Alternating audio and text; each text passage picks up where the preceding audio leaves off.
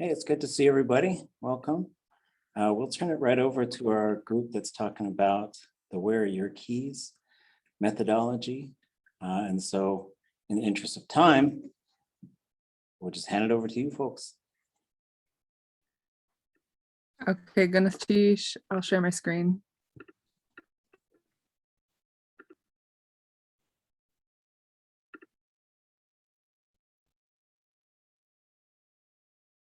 Okay, so today, Doug Juice and Selectina and I would like to share with you folks about the Where Are Your Keys method of language instruction. Some of the things we'll talk about are where does it come from? What is it about? How can this method be used? As well as some considerations. This is Selectina. So Where Are Your Keys was developed by a teacher named Yvonne Gardner, and he wasn't an Indigenous language teaching person. He was actually a Spanish teacher who wanted to understand how best to transfer knowledge to learners in a classroom setting. And so he was out there conducting kind of his own action research on learning and how different teaching strategies can make sure that happens efficiently. And he was familiar with TPR, and he decided that he ended up partnering with Bryce Folger, a friend of his who was deaf, and he asked his friend Folger to work with him on learning to use ASL, kind of mixed in with the sign language, mixed in with TPR. And so they worked on that. They worked on a project like that together with Folger's family and relatives so that they could learn ASL. And they were real reflective in their approach to that type of teaching in the classroom. They would often meet afterwards and ask questions to improve their practice. And what I also want to mention is that Yvonne didn't really expect to be going down this journey. He was trying to attend a conference for Spanish teachers or some other, foreign European languages, and something happened with his travel to that conference, and so he ended up attending a local in California meeting and gathering about indigenous languages, and he was surprised to find that the Karuk language in his own backyard was a threatened language. And so that's what launched him down this path towards creating an efficient way to transfer knowledge for Indigenous language revitalization. So and you'll hear from our other presenters a little bit more about the tools and techniques, but he aspired to create tools that would move the information from one person to another. So not only did he bring in ASL, American Sign Language, but he also created structures that he called techniques that would help set up a quick transfer of language learning. And he basically, his approach was trying not to bring grammar and translations into the classroom. He believed that keeping those out was a quicker way for people to learn the language. And in Alaska, an early use of Where Are Your Keys was with the Kodiak efforts for Lutuk that began in 2012.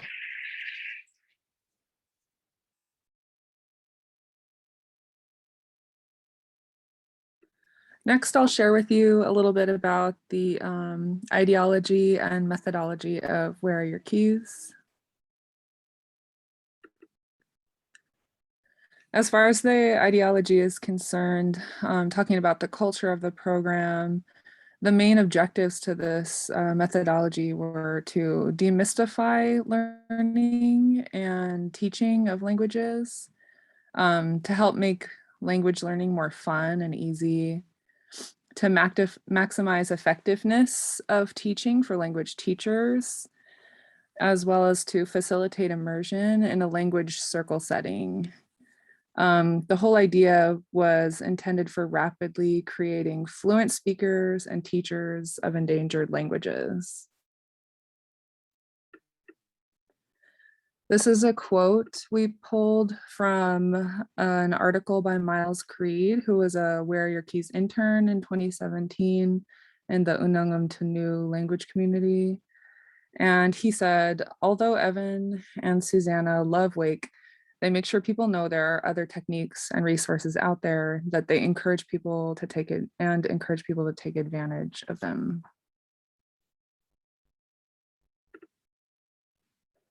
As far as the methodology is concerned, as Selectina mentioned, the use of sign language as a bridge between the target language and English, repetition of questions and answers, the use of sign language as techniques, which I'll go over in a moment, and then total avoidance of translation or any explicit grammar instruction.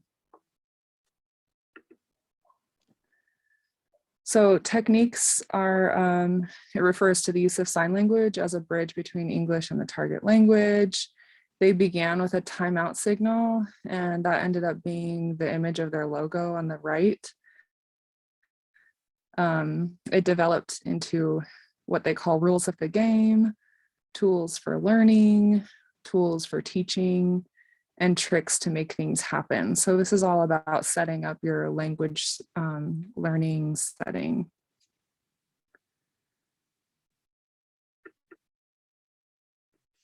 Some example techniques are slow down, and the image to the right is of Evan Gardner signifying slow down by slowly dragging his top hand over the bottom hand. Some other techniques commonly used in Where Are Your Keys are talk faster, say it again, say it 3 times, and I get it. So these are just hand signals you can use to help your communication along. And now Doug Juice is going to share a little bit about how this method can be used. Okay, so how it can be used, wake techniques, they need to be adapted into each culture. Each of our cultures is different. We have different languages, different cultures, different world points of view. So these techniques need to be adapted into each culture. Sign language, along with interaction, collaboration, and engaging the learner in a fast-paced game. Over 100 techniques are used, and the use of Wake thrives in difficult environments. One instance they gave, there was an endangered language, and there was an elder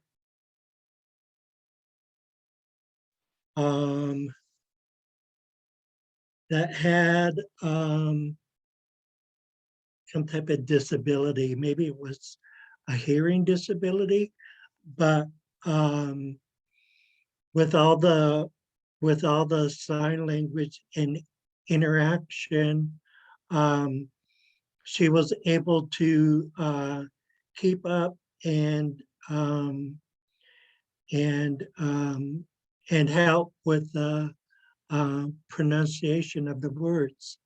And so so that's one example of Wake thriving in a difficult environment. It's also used in multiple ways to control the flow of info. And I think there's another slide.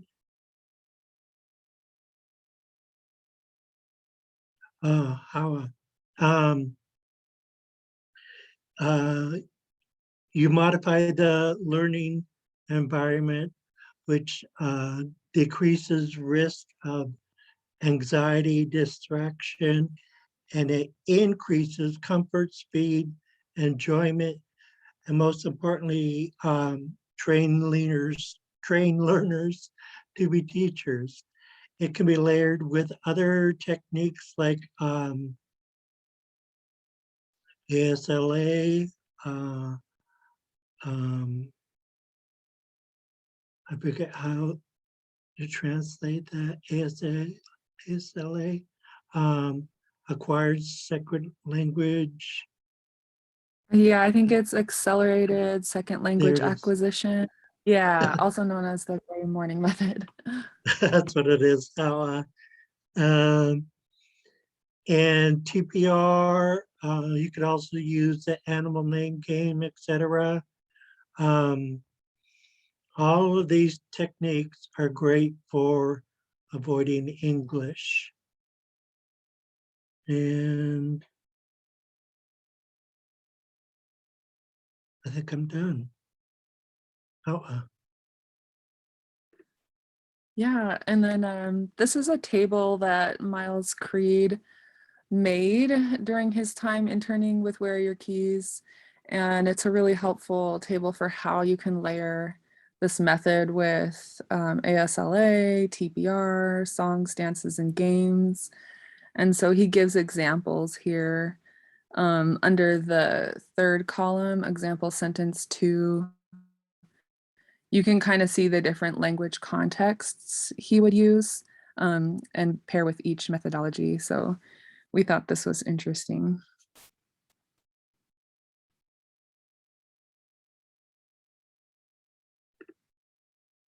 And now Selectina will go over a few of the considerations of Where Are Your Keys?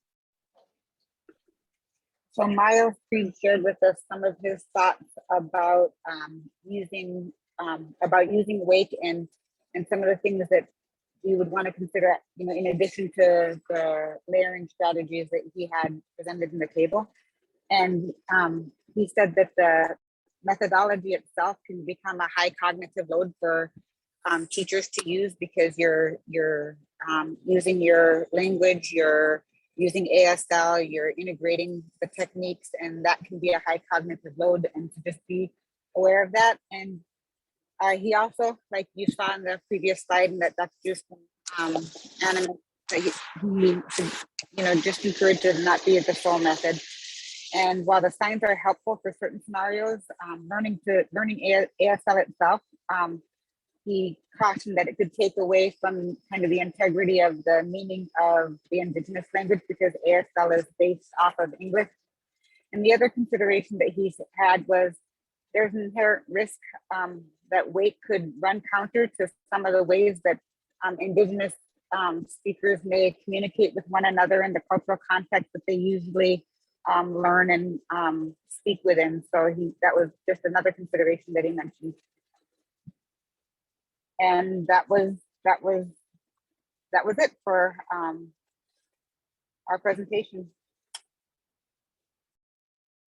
Yeah, so we don't want to take up too much time, but in case there was room for discussion, we had posted just a few questions.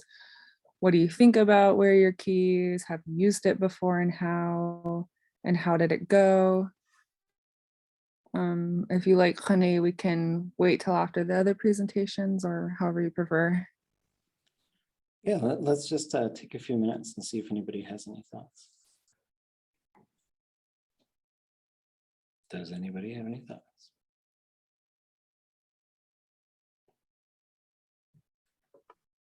I've been through the Where Are Your Keys, some of the workshops a couple of times. They brought it up to Yakta when we were having a language gathering up there.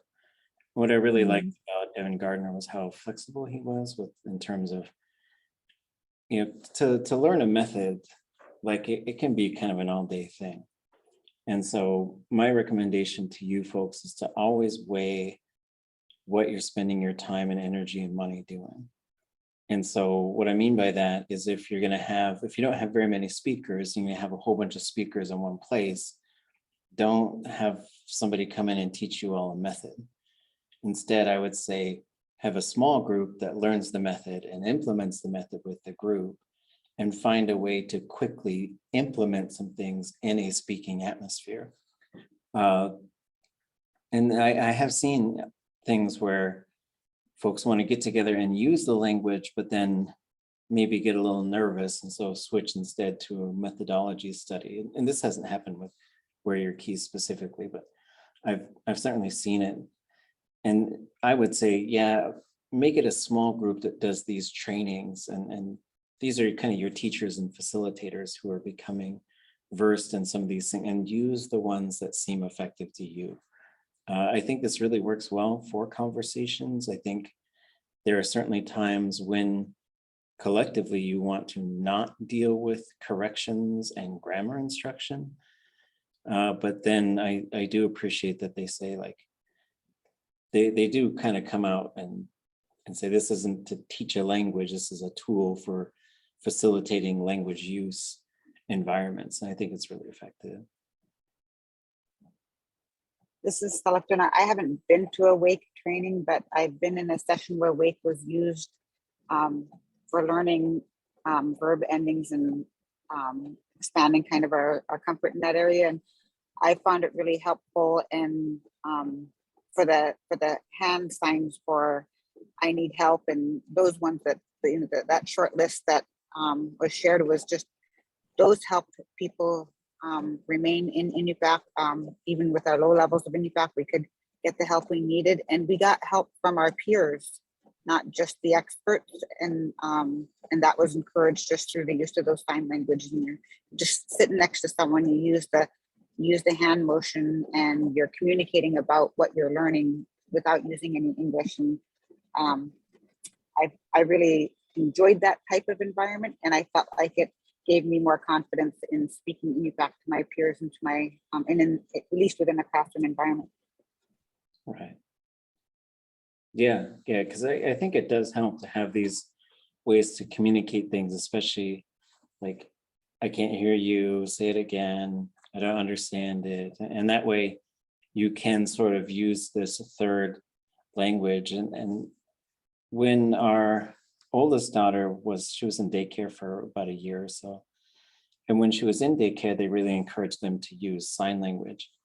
And then that sign language really helped, I think, because, well, it was interesting to sort of note, because they are around two languages in their daycare. So they're around Tagalog and English, mostly English, but also plenty of Tagalog, I think, at this daycare, which is great. But then they had sign language. And so once we learned that they were using sign language, that actually helped to bridge in our household Tlingit and English, because we had bilingual home, still do. And so it was really helpful to have these, because then it's similar in some ways to the way that TPR works. So you've got some motion that helps with the communication, or some visual thing that helps with the communication. And so I do think it's really helpful. I think it's easy to sort of max out on things. And so maybe start with 6 or 8 of these, the most useful ones, which I think are say it again, and I can't hear you, and slow down, and stuff like that, so that you can communicate that stuff. And there's a few things that we'll talk about when we're after our midterm presentations. And some of those things that I'd like to talk to you folks about is how and when and do you teach the grammar of your language? And then the other thing is people tend to get full, because when you learn another language, it does, and I think Indigenous languages in particular, it's an act of decolonization, so it can make you very exhausted and very sometimes discouraged. But then it's always an interesting thing to figure out, when do you pause, and when do you shift to something else, and when do you have time for reflection, and when do you power through? And those are some interesting things that you'll be making a lot of decisions as a language teacher, because you might have just something you think is a pretty simple, straightforward lesson, and then it unearths a bunch of trauma for somebody, and then their trauma becomes the subject of the whole class period, which sometimes it should be, because people do need assistance with overcoming trauma. But then sometimes you need to get the thing back on track too. And it's always a delicate balance to walk those lines. Any other thoughts on where are your keys? I would like to just go over a couple of the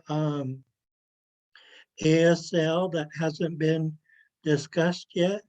And one is for correct pronunciation. You put your finger to your throat and move it back and forth. And like you said, Kune, sometimes people get full. And so there's a sign language for the new learner, and it's called bite-sized piece. And so you tap your lip with your finger, and that's checking to see if the new learner is ready to learn more, because you don't want to give them more than they could chew. And oh yeah, and people like this one is the copycat. You copy me. And yeah, I think that's about it.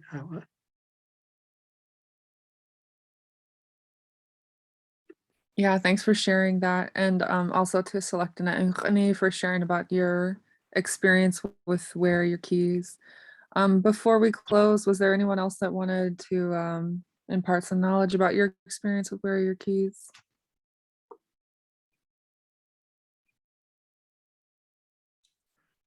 I had kind of Luke and a, sorry. Oh, yeah.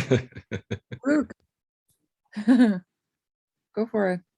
I just had a quick comment. I really appreciated the table when it said before the page where it said not advised as a sole method. And I'm very,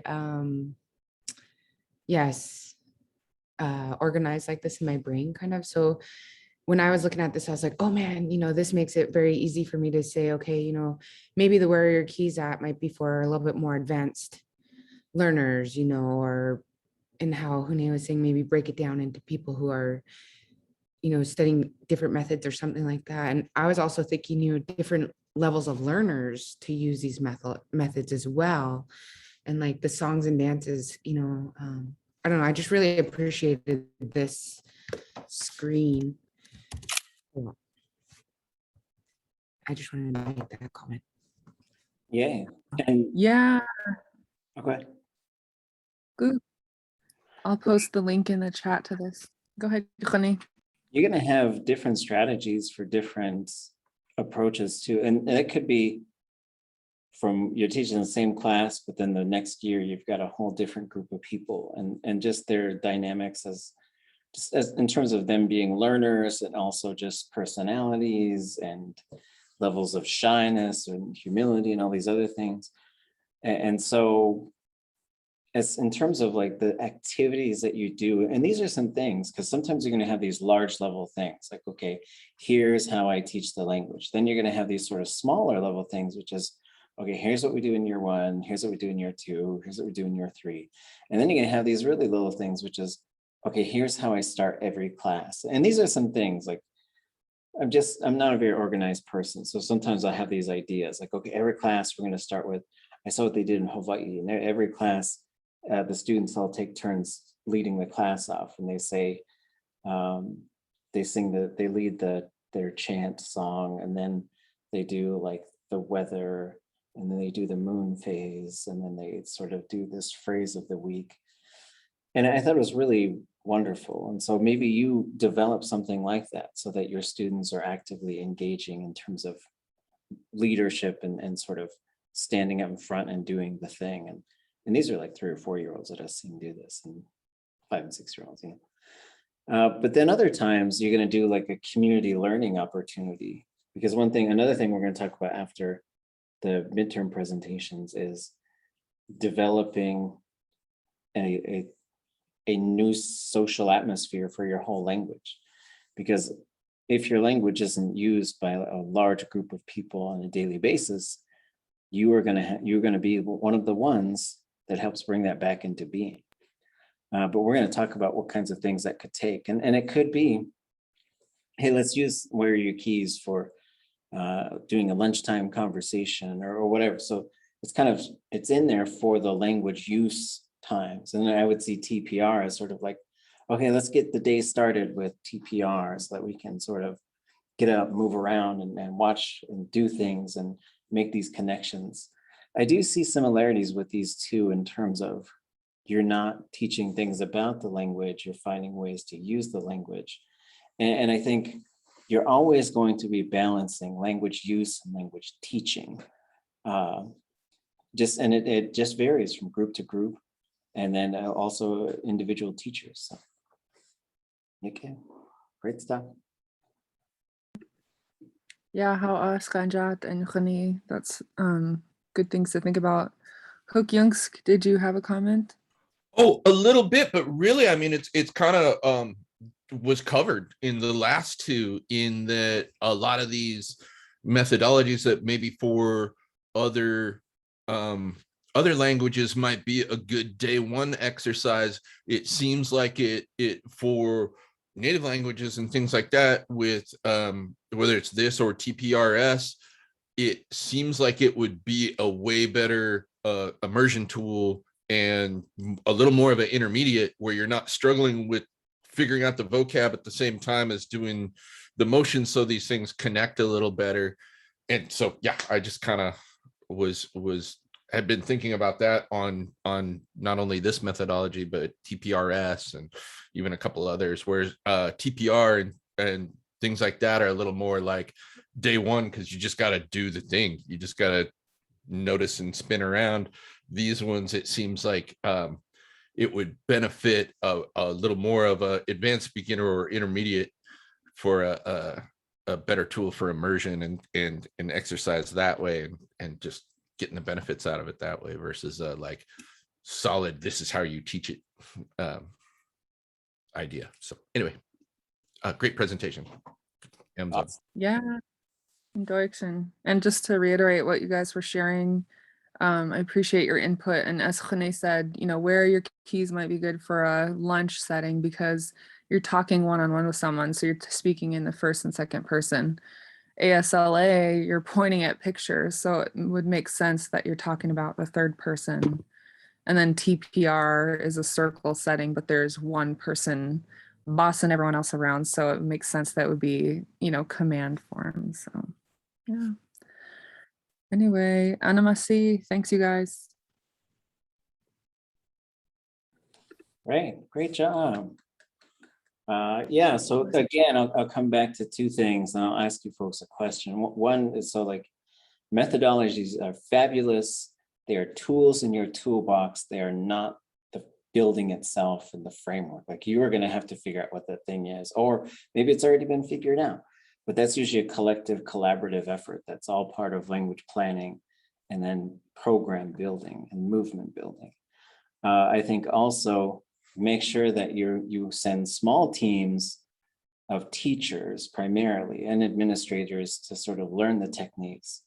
I think it's great to teach to everybody, but if you're going to have a big language gathering, and you have an opportunity to use your language, don't spend 3-4 hours on these trainings for everybody. I don't think. And it's up to you folks, but that would be my recommendation. And then the question is, I said I'm not organized, and why didn't anybody say, oh, you're super organized? I was just really disappointed that nobody said. I'm just kidding. Okay. So on to our midterm presentations. I think Hook Yunsk, I think you were first, and then Golden Teeben. Is that correct? Or do I have that right? Yes, but if we could, we'd like to switch places, because she needs to pick up her little guy here soon. Could I share screen? Absolutely.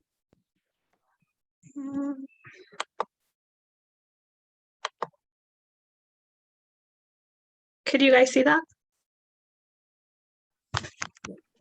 Oh.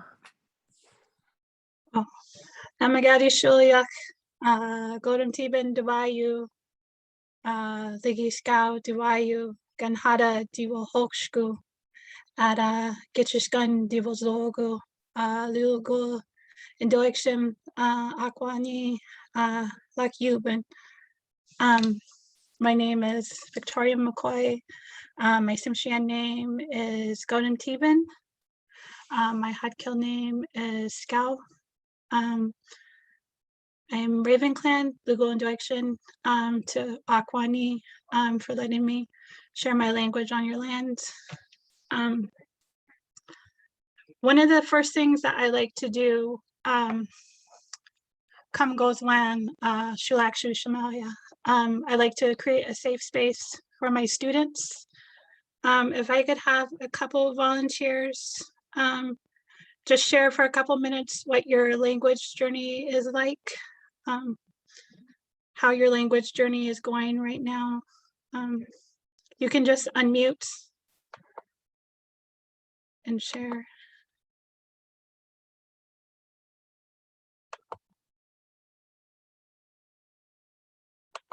I think my language journey is kind of like stepping on to my path. For me, it is a safe space. It's something I enjoy the most. And it's like I feel good about focusing all my time on something I love to do. That's how it's going for me. I study a couple different languages. I'm learning Tlingit, and then I use a lot of that knowledge to apply to my own heritage language of Binaka and Iyak. But it's going well. Masi. Oh, one direction. Was there one other person that wanted to share? Sure, I could jump in.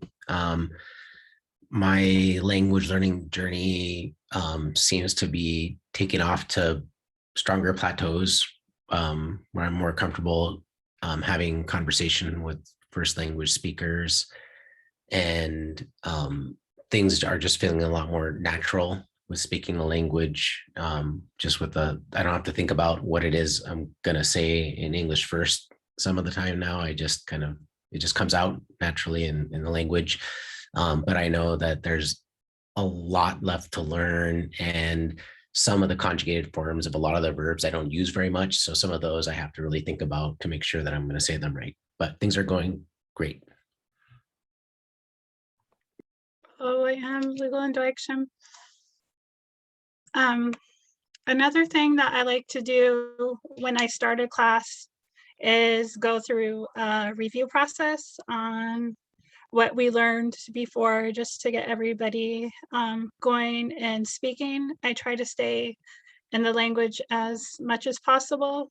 So I'm just going to review Indel Willawan, and this just basically translates to how is your name doing. And the way I always think of it is like I want to keep my two names strong so I could pass it down to my granddaughter or future generations. So Indel Willawan. And then the next one that I wanted to review with everyone, and this is just, telling what your name is. So I would say Godem Teben Diwayu, and then I'll ask Hook Yuntz to do the next, to say his name. Hook Jungs Dewayu. And then if there was Lugal and Doiksham, is there any other volunteers that want to try that to say what your name is? Choose Diwayu. Hamzaben. Suzuk Diwayu. Oh, Lugal and Doiksham. Kone Diwayu. Oh, Hamzaben. Sani Diwayu. Oh, Doiksham. Ivan Dewayu. Oh, Hamzaben.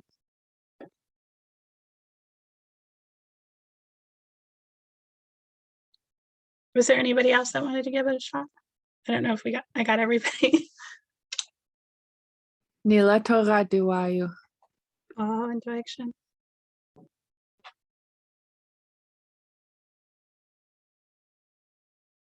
So the next thing that I like to do, so this unit is going to be talking about family, and in most of my slides, I don't like to use Shuam, I don't like to use English. It just gets the students used to seeing Shamalia on the regular basis. Can you guys tell which one I am in the picture? out of 10 kids, I'm the only redhead of all my family. So I'm the redhead. So this unit is on family members.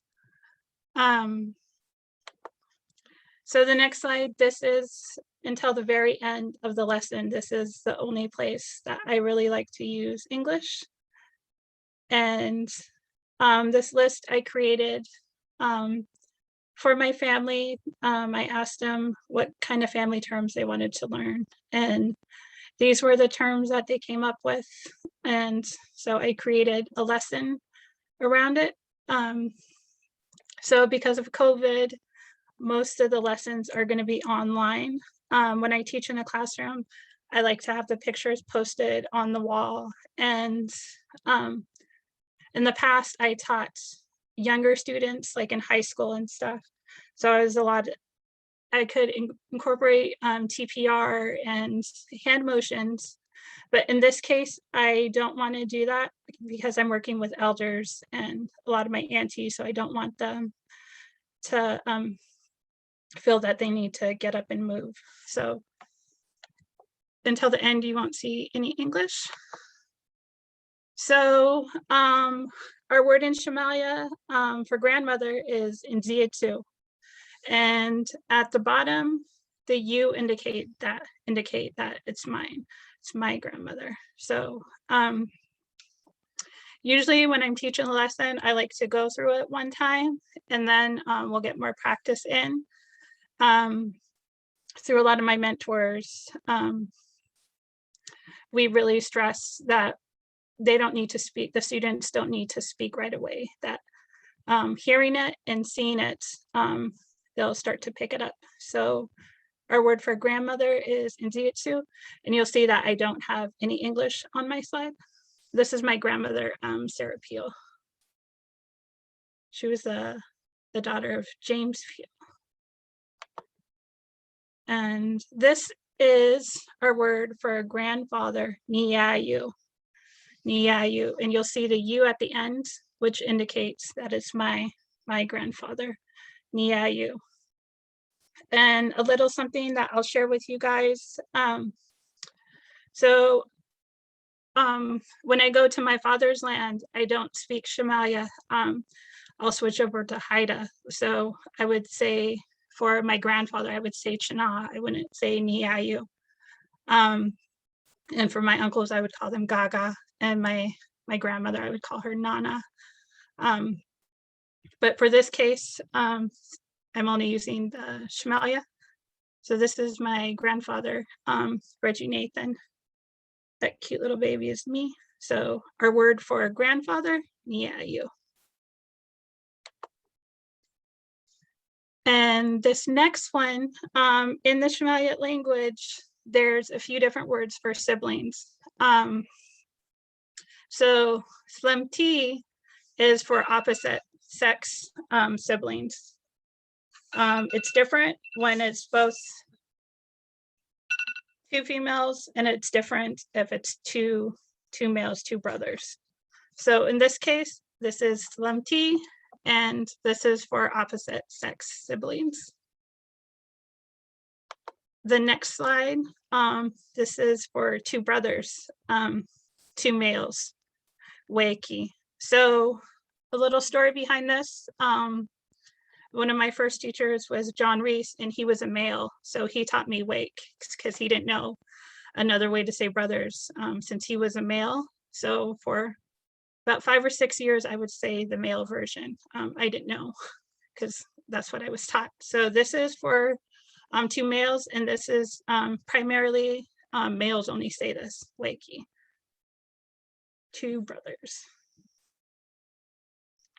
These are my two sons. They are 20 years apart, so don't ever think you're done or there's a plan.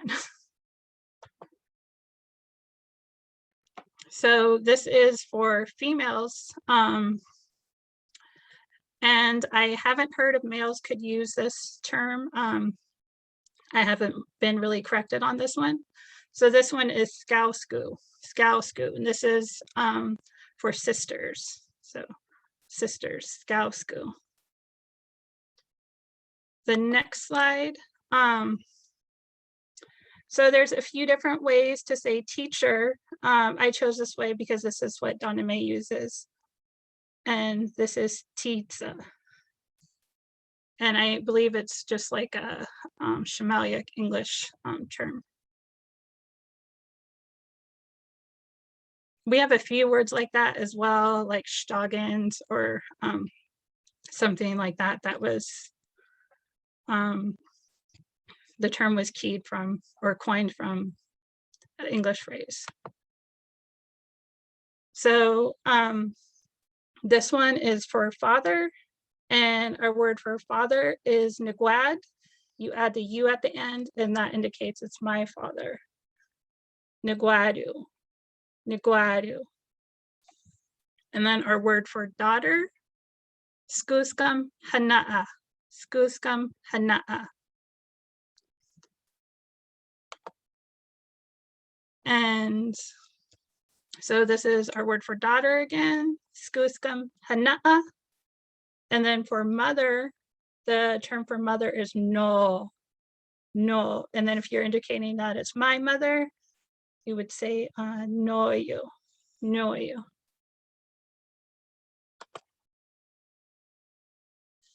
So after I go through the photos,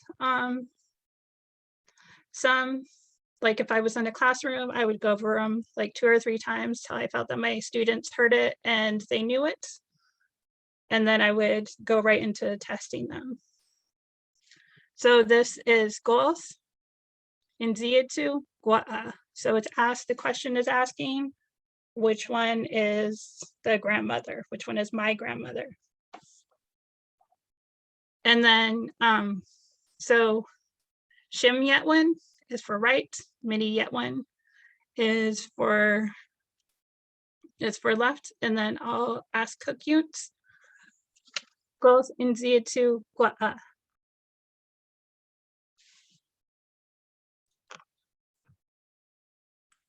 Go into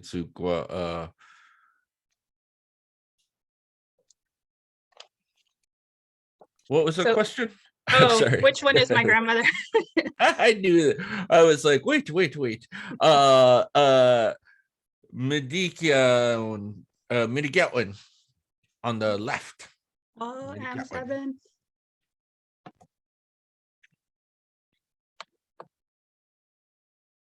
So, and then I would give the answer. One of the other things that I've always been taught by my teachers is always give praise after they say it. There's no need to correct. You get to either say am zeben. When you say oh, when you're saying yes, you're uplifting the speaker. So a lot of times you'll hear me say oh. And most of the day I still speak in Shamalia and I'll say oh, and people think I'm just saying oh.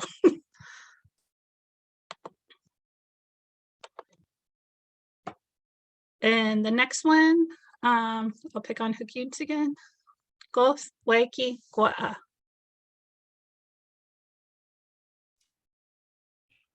Nizu Uweki Midigatwin Gua'a.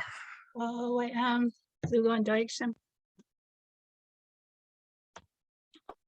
So the last part, I'll have the vocabulary words up again, and this will be the only other time that you'll see the English for the lesson. So Zulu and Deutschen. Did anybody have any questions?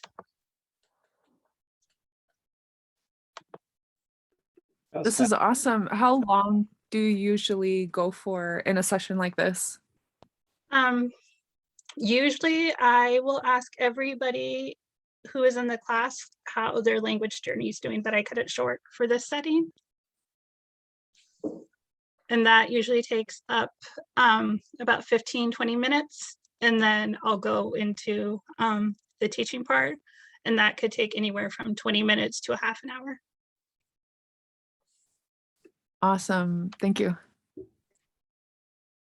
That was wonderful, and I appreciate how you're inviting folks into the space and how you're using repetition and pictures of folks that are in your life, because then it shows like a lot of intimacy between you and the language.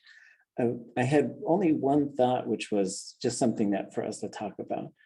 So when we're using slideshows to teach our language, we always have this sort of, for me anyways, I think there's this, like, do I go into presentation mode or do I not? Because if going in and out of that can be kind of clunky, whether if it's on Zoom, it's going to blow everybody's thing up to full screen. And even if it's not on Zoom, like even if you want to point something out to a dictionary, you got to close the slideshow and then move to something else. However, like, so I just did this little sample slideshow. So it does try to correct misspelled Indigenous words. And whenever I see this, I think, well, I don't want people to see that, because then that red line is gonna just maybe do something. However, I misspelled 2 words, which I always misspell anyways. I misspell Indigenous and language all the time. So I'm always like, am I the right guy for this thing? I can't spell either of those words. But if you go, let's see, it's usually under, I should share my entire screen to walk. I just want to walk you folks through this. And you could do this in Keynote, whatever you're working in. So if you go to PowerPoint and preferences, you can turn off, if you go under proofing, you could turn off check spelling as you type. Now, the good thing is it's not going to mess around with your Indigenous language and start drawing lines under it. But the bad thing is if you misspell it in English, you don't have any way of knowing. So just know that it's there to turn it on and off.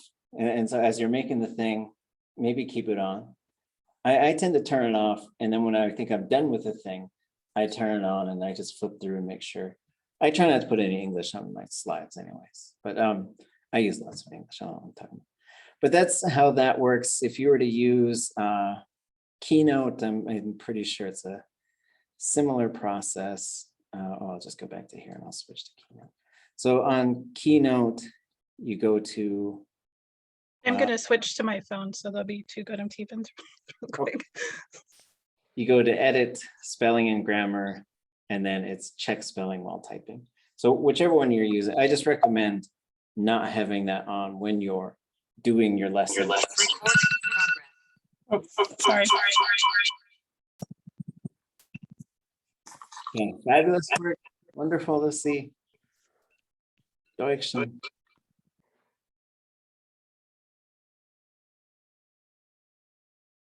Okay, and I think you might be on the road now, so we'll turn over to Hukyunsk.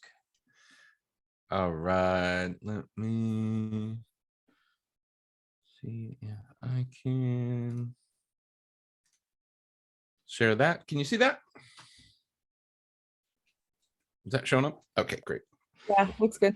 All right. Hukyunsk Dewayu Simpianu Ada Kirikanitsu Gitsbutwada Diptegu Ada Zuno Ligi Akwan Ani Dewaweku Ada Zogu De Mausku De Sualaska De Machla Limi Sagyatwin. My name is Hukyunsk. I'm Simshian and Tlingit and Killer Whale Clan, and would like to talk today about learning through song. Basically, my idea here would be to take a dance group structure, make a dance group, quite honestly, and be able to use that structure to create new songs through learning, create a database of songs that would be though crediting, of course, the people who were putting these things together, it would be crediting them, but also with the understanding that through this, through these groups, they would be public use for any Simshian, if they're a Simshian song, for any Haida, if they're a Haida song. The format that I'm looking at here would work for any of our cultural song and dance groups. And the idea is, like I said, using the dance group to then where I picture this falling in a language journey is kind of right where we were talking about with a lot of the physical methodologies that we're talking about with TPR, TPRS, where are your keys, where almost an intermediate immersion would be better with if they had a absolute or if they had a firm grasp on vocabulary, but this were the part where we're looking to then take that vocabulary and use it for expression. I think that's where this particular, where I pictured this falling. The roles for this would be, step one would be just dancing and being immersed in the language. They would be given with the goal of in a 15-week span to have 3 to 5 songs down. If there needs to be a particular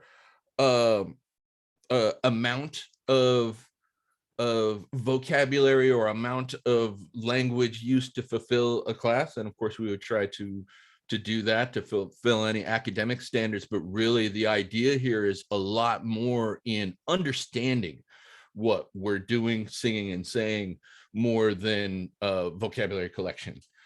The roles, like I said, would start with dancing in immersion. At this point, people would be given written materials of the songs to be able to take home for their own memorization, but with the understanding that we're not reading off the page in the group, that's their homework to study. Role 2, I would see as being a dancing singer.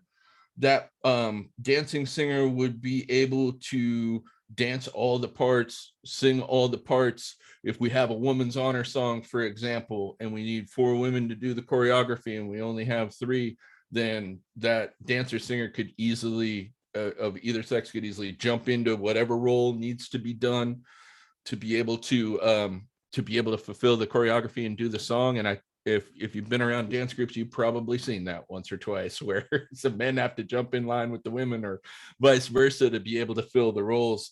So dancing singer, role 2 would be someone who would be very comfortable in all of the roles, all of the singing. Role 3, I would see as being a drummer. I put that a little further along because somebody like me would come right in and say, like, I want to play drums, don't make me dance. So that's something to work up to. Drummer singer, it's the heartbeat of the whole thing, so it makes sense to put that further along in the list too, and that there's a strong understanding of all the songs that and so being able to provide that heartbeat and being able to read the dancer's pace, being able to, if there is a situation where there is a performance and it's taken longer to do entrances and exits, then the drummer needs to be able to read those situations as well as knowing the songs inside and out.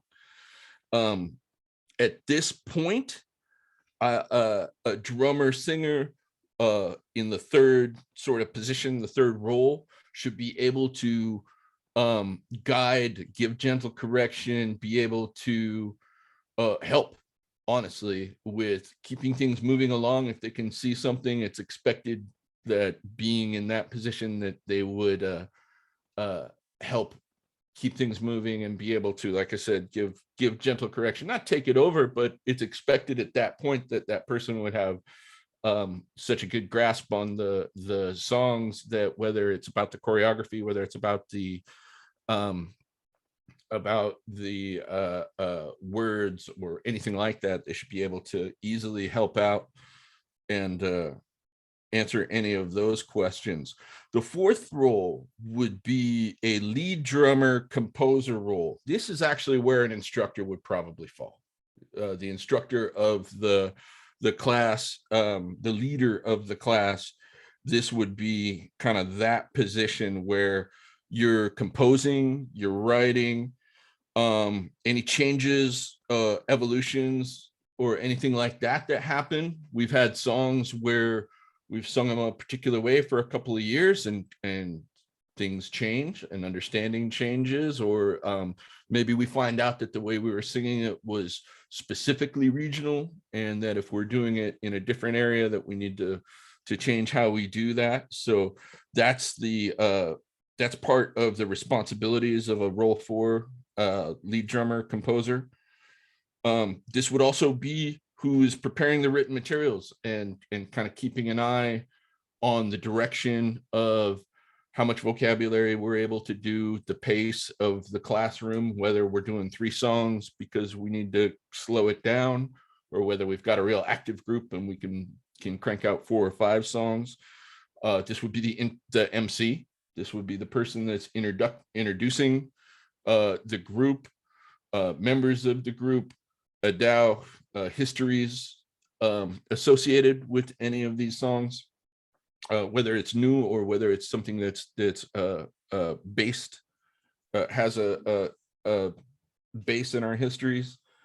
That said, the idea would be to be making new songs. So in that idea, what I would picture, for lack of a better term, would be a neo-traditional approach. We're following the traditional templates and beats and structures, but we are making new songs, new language.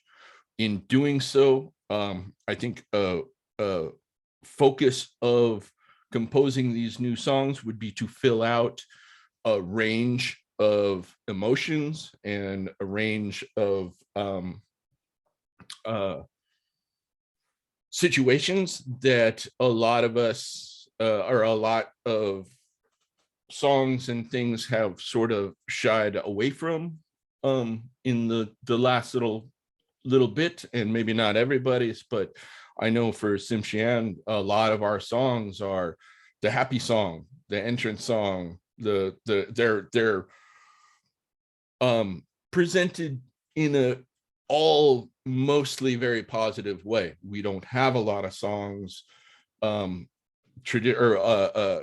songs that are mourning songs, that are ridicule songs, that are songs that are expressing things that people are going through. So I think a focus in, or at least a consideration in composing the songs for these, is not just to be able to build vocabulary, but build a strong base of songs that fit many occasions, as we want to live contemporary. We don't just want to dance to show we're happy. And I know that maybe that lineage kind of hasn't been broken in other ones the same way it has with the Alaskan Tsimshian, but that's definitely something that I see a need for, is those types of songs as well. The 5th role is an elder, community consultant, culture bearer, and is absolutely essential. We need a culture bearer. We need a person in the room that is our native liaison, whether they are Tsimshian, Tlingit, Haida, the applicable to the group. I would never want this sort of project to get out of touch with a culture bearer, an elder, somebody who's anchored to their native community, and can make sure that this doesn't spin into something that becomes a class about native songs instead of one that's creating new native songs. So that would be, I think, a really important factor to that. I think this sort of blueprint could benefit all native languages. I think it is something that could be a possibility when people in programs like the Language Pathways program get to a point of advanced study, or if there comes a point where we start doing independent projects, things like that. That's where I'm picturing a class like this coming into play. So, all right, direction. That's my spiel. Thank you very much. Fabulous. Can stop share. Anybody have any thoughts, questions? That was fabulous. That was great. I really enjoyed it. What a great idea. Thank you. Thank you. We have a Direction. gentleman who composed a lot of songs, and one of them, his name was Andy. And he was just a beautiful composer. And he had songs that just, you know, it opened up the journey so that whatever the subject matter was, it was just, it hooked you and it brought you in and it made it so that anything was possible. And by the way, goodness cheese for your group, people who came and they did a special blessing for our robes as they were being placed away in the museum. I can't say goodness cheese enough for that. But you notice the song, it was just a chant, but it was so powerful. And just to be able to have a database where you can go and sing something that'll fit the moment. And then just to even listen to the tunes of some of the older songs and have it inspire you to create a new song. So goodness cheese, I really enjoyed that. Thank you. Direction. Yeah, it's really great to see because I think Maria Williams did a study on languages and communities, especially communities and languages that had two things prohibited. One is the ability to use their language, and two was the ability to use masks in dancing. And then she sort of correlated that with sort of some things today, which is if you go to those communities and those languages, are children using the language, and are they dancing with masks, and are they making new songs? And so the creation of new songs is always really important. People used to compose songs for everything, and I know from the perspective of Tlingit, Nora Dauenhauer once said you could tell the entire history of our people through our songs.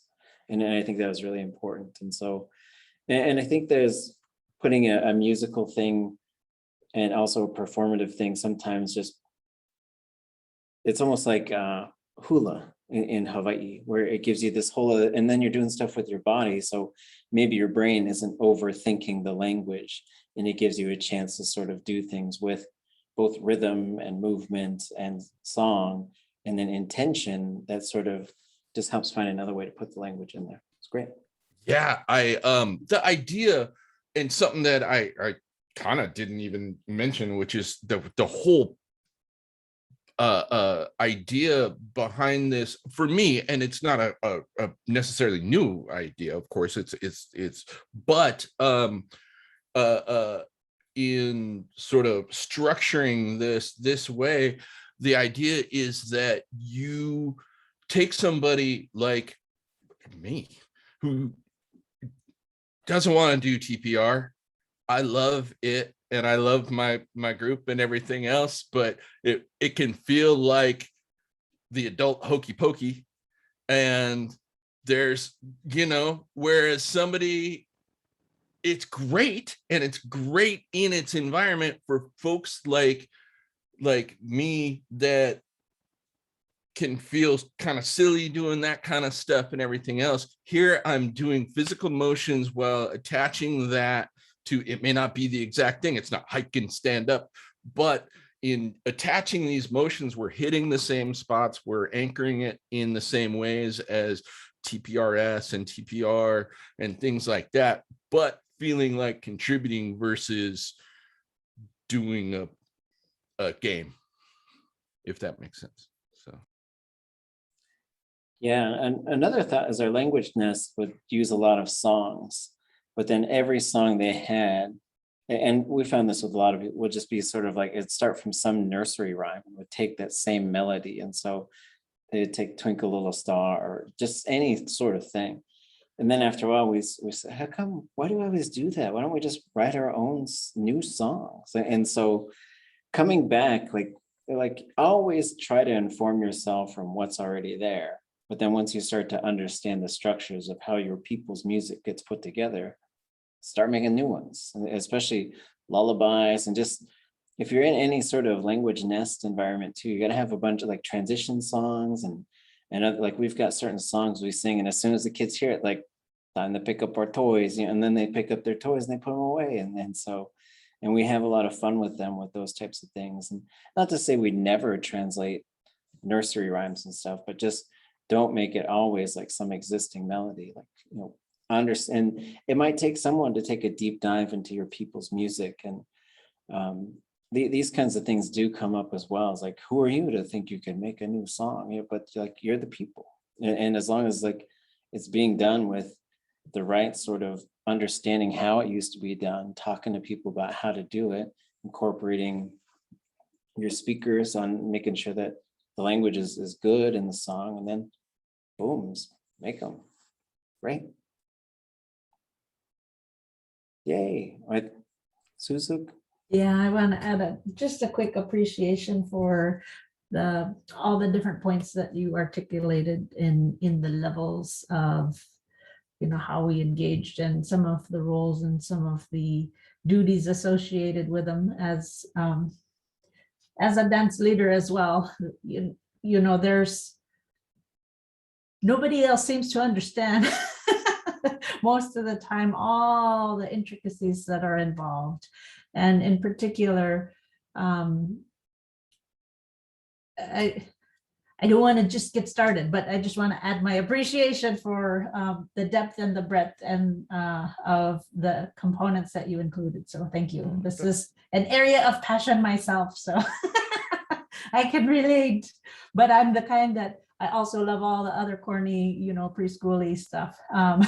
Yeah, in terms of doing them and leading them, but I also get in cool dude mode for you know, teenage boys.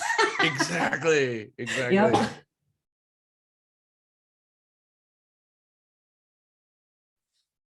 Awesome. Okay, I think we have time for one more. If someone else wants to go. Great job, Hookunes. I think I was third. I Okay, mean, I think I'm next. have at her. Okay. Share screen. Share sound. And hit share again. Okay, where did my screen go? I thought I had it up and ready. You might have shared your whole screen, and then that just might default it back to the Zoom window. But is it a? Oh. Okay, here we go. So, so I'm doing scripted conversations, and it's useful in a lot of ways for, I know, for a lot of us Hadkil language learners, after when we see each other and we do our greeting and response in Hadkil, then we usually revert back to English. And as far as teaching this goes, once the students you know, have got all these conversations drilled in and they're familiar with the grammar and so on, then they could write their own scripted conversations. For me, when I started writing them, I thought it was going to go just as I had written them in my notes, but it didn't go like that because my brain wanted to know more and more and more. How do I say this? What if I phrase it this way? And so it really gets your mind thinking in the language. And so I will start with scripted conversation number 1. Can you see it? Okay. Okay, so so the way I set up this scripted conversation, I didn't want person A and person B or person one, person two. That would be, it would be so impersonal. So the first person in Old Haida is Huya Iwans, and that means big raven. And person two is Juice, which means little deer. And I don't think any Haidas have these names. Big raven is most definitely used, but I put it in Old Haida, and I don't think anyone is using it. So I'm trying not to offend anyone by using anyone's existing Haida names. So, so this is why I did that. And so Huya Iwan says to his friend, Jews, Hahaya. And this is something used, it's an expression used to get someone's attention. And I tend to try and bring back expressions and sayings that often aren't used a lot, to try to get it more to the forefront so that we could use them so we don't lose them. And why can't I find a scroll bar? Hold on. I think I need to minimize Zoom. I think I see it on the right-hand side.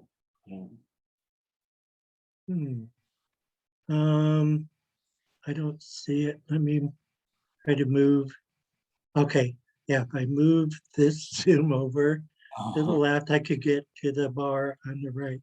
It's the window with people's faces on it. Is that the thing I said? And so, okay, I'll start off where Huya Iwan says, Ahaya, and got Jews says, Ja Ditui, that squeak. Hey, my friend, come on in. And when we say Tetsqueak,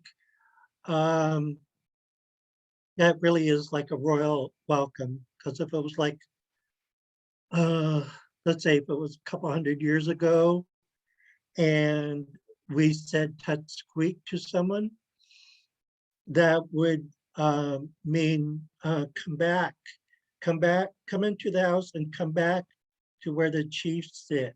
We're going to honor you. So it really is a royal welcome.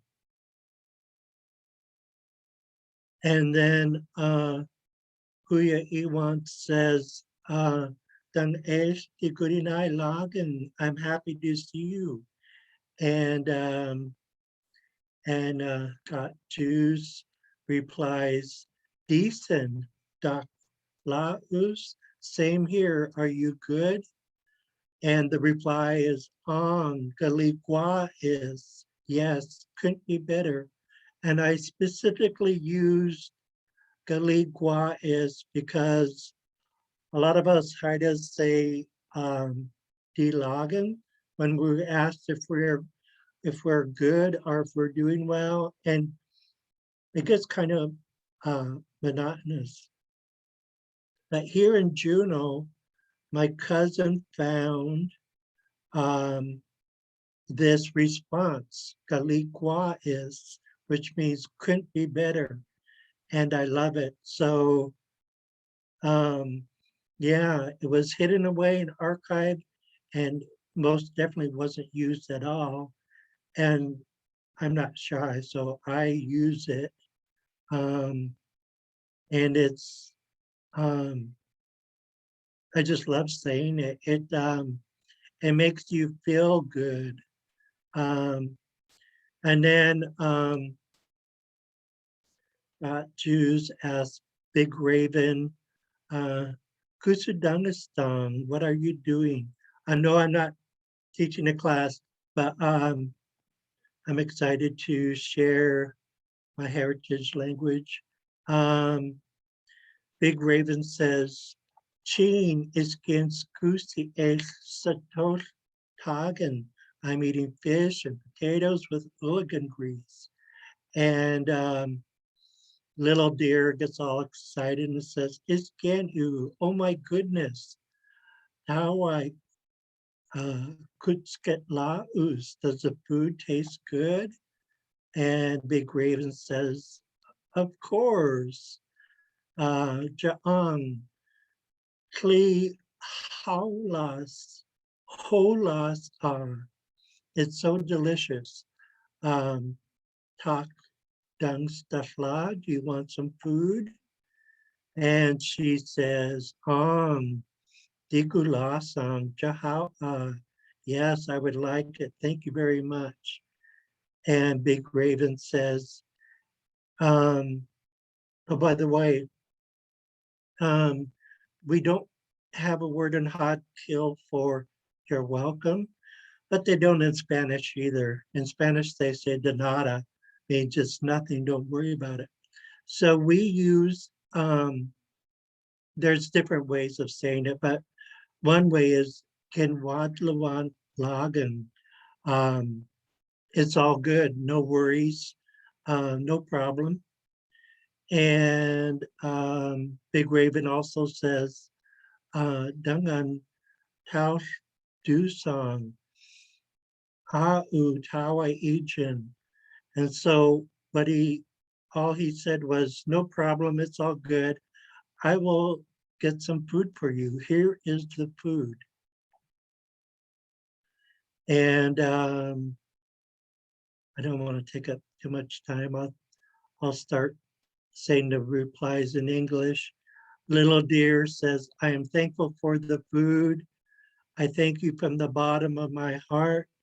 Hot kill is more expressive than English. If I was to translate Dangan Killa Yagan as like they do in English, they would say, I thank you very much.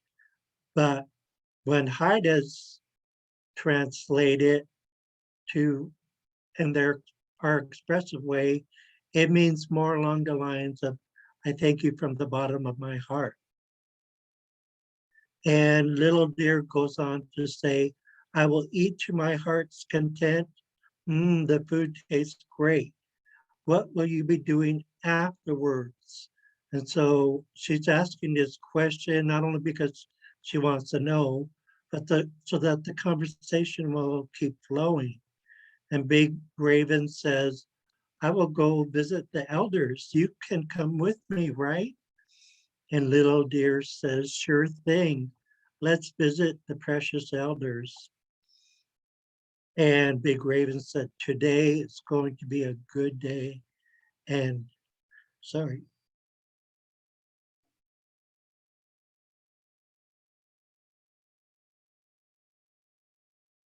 And Little Deer says, you said it right. I totally agree. And that's the end of the first scripted conversation. Let me see. I don't want to share them all, but I will share a phone scripted conversation. So in Hot Kill, we call a cell phone Gualai Gusu. And what that means is the literal meaning for it is pocket talker, because a cell phone is something that you fits into your pocket and you use it to talk with. Um, so Big Raven says to Little Deer, how are you doing? And she says, I'm well, thanks. And how are you doing? And Big Raven says, I'm well also, thanks. Where are you? And Little Deer says, I'm here in Craig, and where are you? Oh, I just noticed. Um, I forgot to put in um,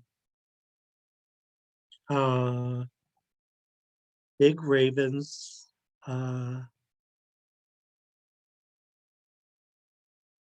reply. So I'm going to type it in now. Bear with me. uh, While you're so- typing that, Doug Juice, may I ask a question? Because I know we only have a couple minutes left. Oh, criminies. Sure. Okay, I just think this is so awesome. Memorizing scripts has been really helpful for me in my language learning journey. And do you think it would be, is this something you imagine people chunking into small portions and memorizing, or what do you think about that? Yeah, it could certainly be done in smaller portions. Because like earlier when we're doing wake, um, you don't want to give them more than they could chew. So it could be in smaller chunks, but the idea is after the student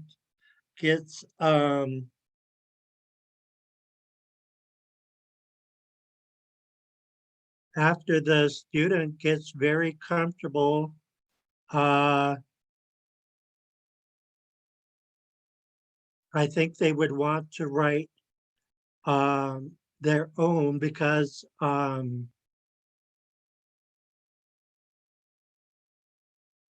we all think differently. And another Hodkill language learner would, for instance, if they did what I did today, they would ask different questions, and they might phrase things slightly different. So I'm just adding that Big Raven says, I am here in Juneau. What are you doing? Okay, I'm gonna stop since we're out of time, but there's other scripted conversations. Some of the other ones that I didn't share were had more humor to it. But anyways, hootlan, that's all. How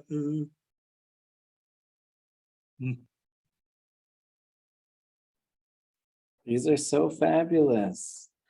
Yeah, and I can't stress enough that we need a lot of day-to-day stuff because I feel like a lot of times what happens to us is if we try to move from the classroom to just day-to-day life, like the transition is very challenging for a lot of folks because I think Barbara Meeks, she said it 20 years ago, the language was never in the classroom and always in the home, and now the language is in the home and or whatever.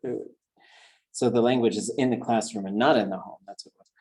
And so like trying to transition back to sort of what do people talk about and how do we have these and can we use these as to learn the language and then to also practice with each other and to have fun too, because I think of these things because we have a few of these dialogues for Tlingit and we need a bunch more, and we also need some things that model I think some of the things that I would recommend folks develop is a bunch of stuff like this. Like what do people talk about on a day-to-day basis? And then sometimes some of the more sensitive conversations, like how do you call to give someone bad news?